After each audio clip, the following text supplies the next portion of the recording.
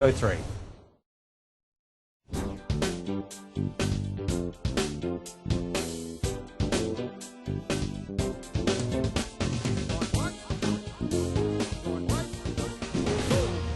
This is Sky News Real Estate.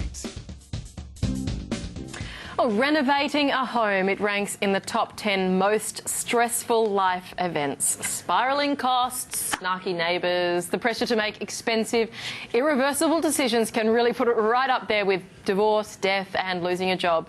That would not be overstating it. It doesn't have to be that way, though, according to our next guest, Stephen Moore, who's the founder and director of The Site Foreman and joins us now in the studio, laughing along. But you know it's true. People, as much as they want to renovate, they it's dread not always terrible, is it, Stephen? There are enough terrible stories, though. It doesn't have to be terrible. Yeah. Tell us about Site Foreman. What do you do there? Yeah, well, the Site Foreman, we're an architectural and project management business, so we help people go through major renovations and building custom design homes through a unique three-step process that we have. So there's the design phase, a tender phase, and then a project management phase. Because when you watch these renovation shows like The Block, the Site Foreman kind of wanders around checking that everything's okay. So is that a realistic... Oh, look, the reality is in real life that doesn't happen. So most builders will supervise their own work, but they've obviously got a self-interest involved, whereas having a third-party project manager is somebody to sit over that and to be a conduit between the builder and the client. Oh, no, So yours like good. The meat and the sandwich. That's it. The meat and the building sandwich. Because it's not always a smooth road, is it? When no, you're doing and look, well, often it's managing the emotions as well. You'll see clients who are heads of business, and when they're at work during the day, they're dotting the I's and crossing the T's, but the moment it comes to their own home, emotion takes over. And the wife. Yeah, that's right. Yeah, well, because she's the one that, well, generally, there's one person at home who was dealing with the builders every day and the tilers and the plumbers and da-da-da-da. It becomes hugely emotional. It does. It does. And dirty.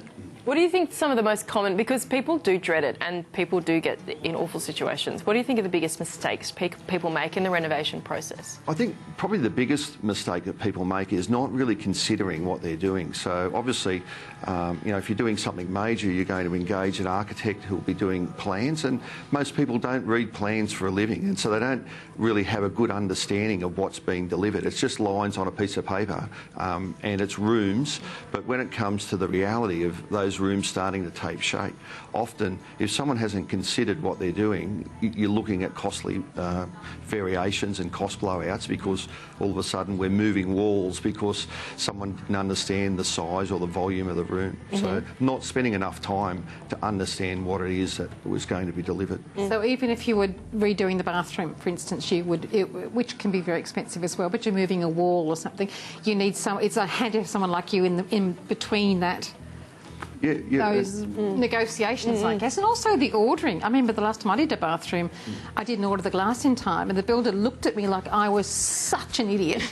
Oh, I'm so sorry, I didn't know.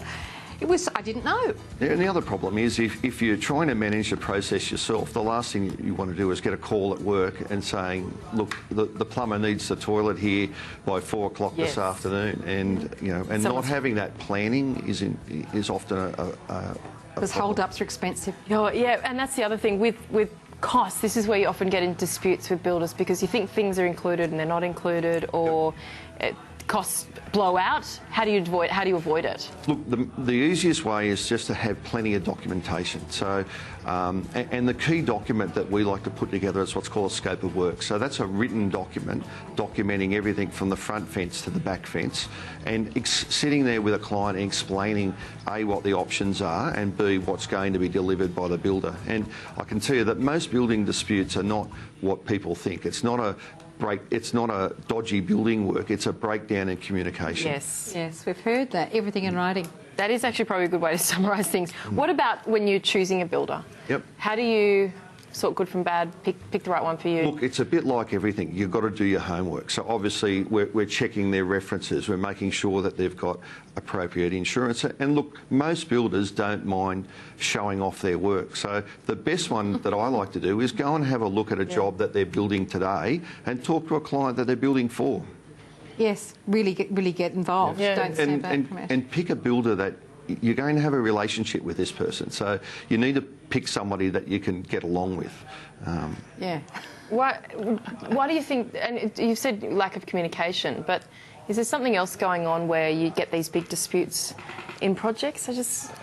Look, the biggest dispute is when you don't have enough documentation. You've got a builder who might be a fantastic builder and he might do a particular process in a particular way. And the client has an expectation of that process being delivered in a different way. And so you've got each party at loggerheads. You've got the builder saying, well, this is the way that I always do this.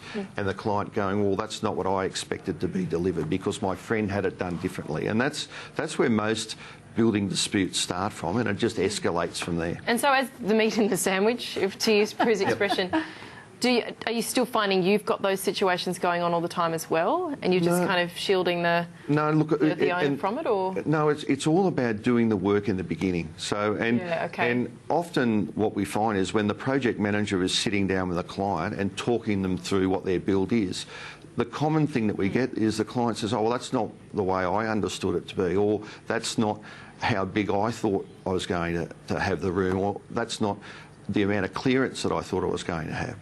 So that's quite common. And so that's why you're saying bring it in from the design phase as well, obviously. Yep. Yeah, and also from a cost point of view, you know, often what happens is we have clients that come to us that have spent a considerable amount of money getting something approved through council, only to find out that the real cost of building that is, and I'm not talking about being 10 or 15% out, sometimes it's double.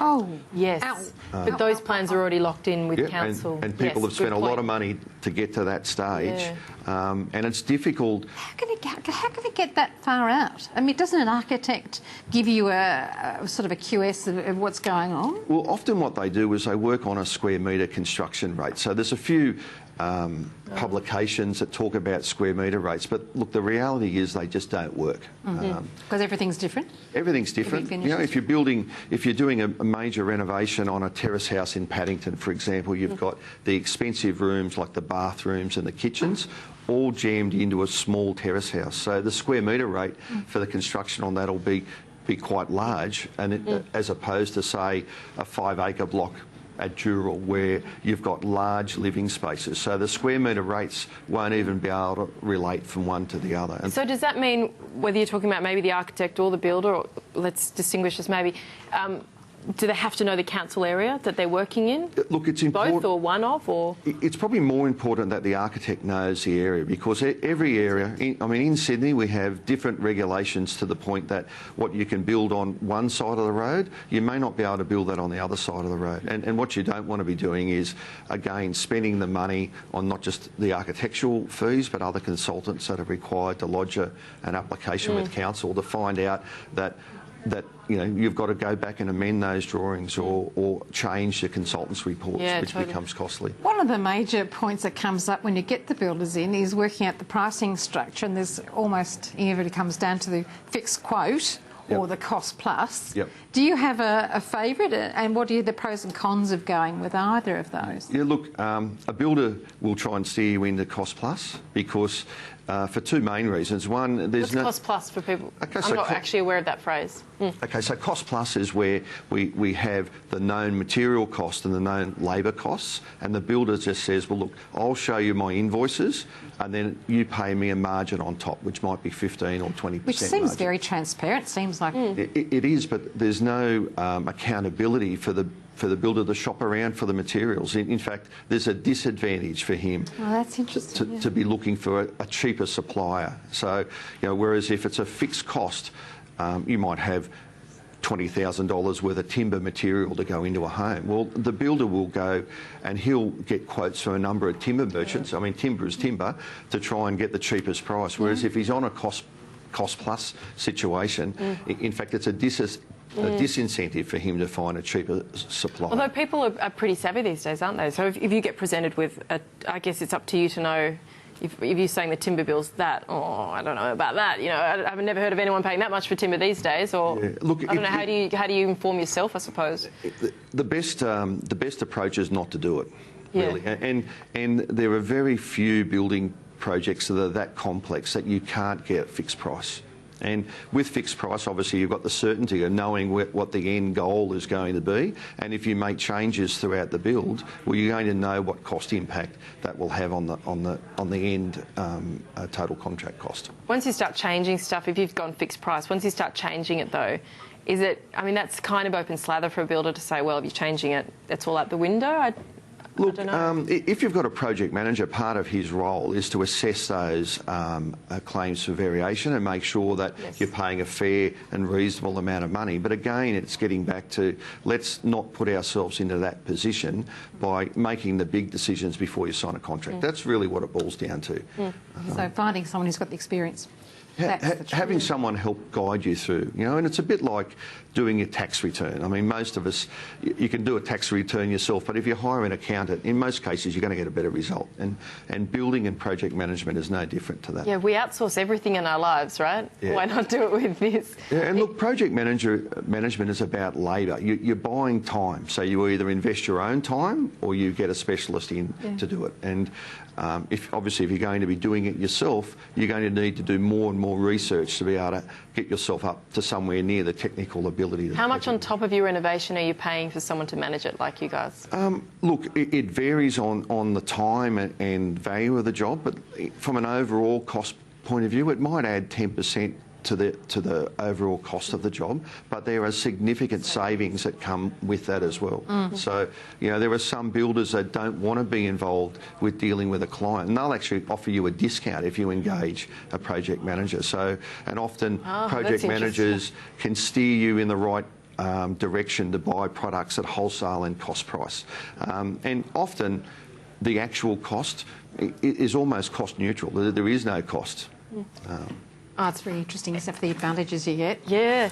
I like Food someone for else thought. being the meat in the sandwich. That sounds good. That is really fascinating. Thank you so much for joining us, Stephen. Appreciate that. I've enjoyed it. Thank you very much. Thank you, Stephen Moore there, the site foreman. So, yes, plenty of advice about selling your home earlier in the show and now renovating as well.